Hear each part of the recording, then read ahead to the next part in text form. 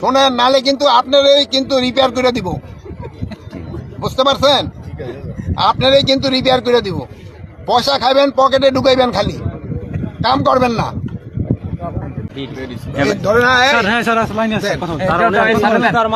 Hello, কোথায় ঘুমাইতেছেন? হ্যাঁ, জানেন না যে আমরা আসবো এখানে? ও, আপনি খুঁজো রাখেন নাই? আচ্ছা, ওই যে আপনার ড্যামের রাবার ড্যাম 2 বছর যাবত স্যার